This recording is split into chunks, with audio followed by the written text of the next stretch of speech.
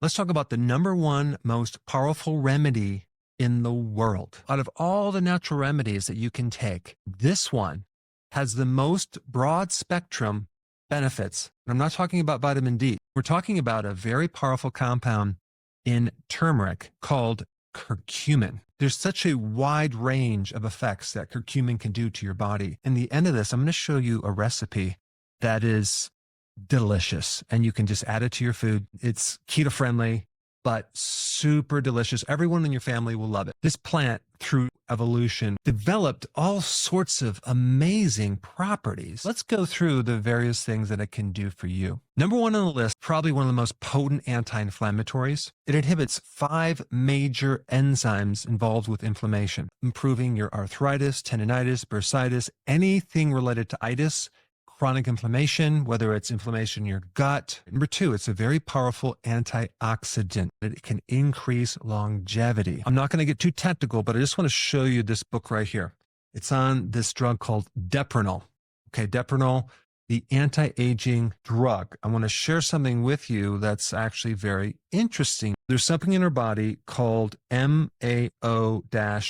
This is a compound that eats up certain neurotransmitters in your brain and can put you at risk for Alzheimer's. Deprenol is an inhibitor of MAO-B. What you should know is curcumin is also an inhibitor of that MAO-B. This is why curcumin helps anything related to brain degeneration. I want to just share something with you. They injected these mice 3 times a week at an older age, which would be equivalent to 65 years in humans. And there was a restoration of sex activity in these animals, and it enabled them to live far longer than the control animals. The longest living rat in Dr. Knoll's control group survived for 164 weeks, with the longest living rat in the Deprenol group surviving 226 weeks. That's 56.5 months. If we correlated that over to human years, it's 130 years old. Curcumin can decrease neuroinflammation in your brain. There are many chronic degenerative diseases that relate to degeneration of your brain, which can affect your cognitive function, memory, and mood. Curcumin also increases a compound called BDNF, brain-derived neurotrophic factor. That is a compound that actually helps increase the growth and survival of neurons, aka brain cells. Lower levels of BDNF were found in people that were depressed and have cognitive decline. There's also some data to show that curcumin can help inhibit beta-amyloid plaquing, which is seen in Alzheimer's. Let's switch to the benefits of the heart. Curcumin directly protects and helps the function of the inside layer of your artery called the endothelial layer. This is where a lot of things happen. The start of clotting, the start of plaquing in the arteries, the start of high blood pressure. Curcumin protects that layer. Being a powerful anti-inflammatory can decrease scar tissue that can grow inside those arteries. Curcumin also helps the LDL, and I'm talking about the small dense particles that can invade the layer of the inside of the artery. Curcumin protects against that. It also protects against something called oxidative LDL, which is another thing that kind of rusts out the inside of your arteries. Curcumin can decrease the risk of getting a fatty liver as well as an inflamed liver. Curcumin also has the ability to help stabilize your blood sugar because it increases the sensitivity to insulin. Curcumin can help speed up wound healing, powerful antimicrobial effects. It can help with our gut, but it doesn't affect the good bacteria, just the bad. Curcumin's also good for the eyes. Why? Because it's a good anti-inflammatory. Curcumin is awesome for any type of inflammation in your gut, bloating, and even for ulcers. Curcumin is also good to help allergies, probably because of its effect on your immune system, especially if you have eczema or psoriasis or even acne. Curcumin also can help bind with heavy metals and then allow the liver to help remove it and get it out of the body. One of the problems that people mention about curcumin is its poor bioavailability. If you take it with black pepper, you're going to get better absorption. But taking major high doses is not probably what you want to do. Think about what this compound really is. It's something that helps the plant survive. It's a powerful thing that wards off insects, bacteria, viruses. You don't necessarily need to take large amounts. In fact, you don't want to do what I did. right? I grew turmeric in several pots, dried it out in a dehydrator, and then I started to chew it, thinking that, wow, I'm just going to take a lot of this. It's probably going to really help me. Big mistake. I got really nauseous after the second day of just chewing on this stuff. Not to mention my tongue and my lips were just stained yellow. This is not about taking large amounts. You just want to take regular amounts of it.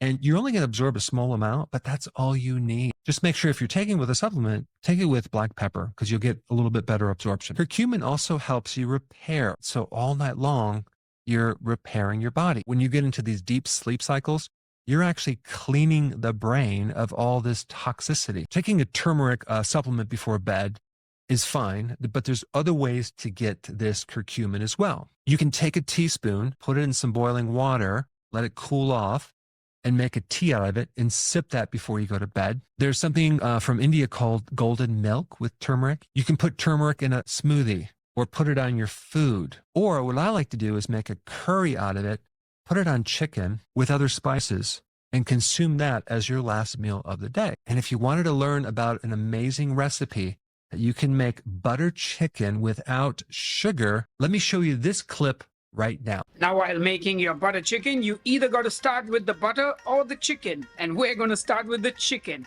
So we're going to be taking boneless leg meat and cutting it up into nice bite-sized pieces. Don't use chicken breast because it will dry out. Buy some leg meat, buy some thigh meat, buy any meat except the breast meat. Anyway, once your chicken has been cut into nice small bite-sized pieces, it's time to marinate it. We're going to marinate the chicken with some salt, some turmeric, some red chili powder, some garam masala powder, some cumin powder, and some dried fenugreek leaves, or as we say in India, kasuri methi. Then you just give this all a good mix and you want to let this marinate for at least 15 minutes. The next thing we're going to do is take some garlic, some ginger, some onions, some tomatoes, and we're going to put it in our blender and make a fresh and delicious puree to use in the butter chicken. Make sure you get that lid on and blitz this till it's a nice fine puree. And that's ready. Keep it aside till we start cooking. Now it's time to make that butter chicken, and I'm going to get my pan on the stove. And of course, I'm going to heat up some olive oil, a good whole tablespoon. And now you want to keep your pan on the highest setting, and it's time to fry the chicken. So get the chicken in the pan and fry that chicken.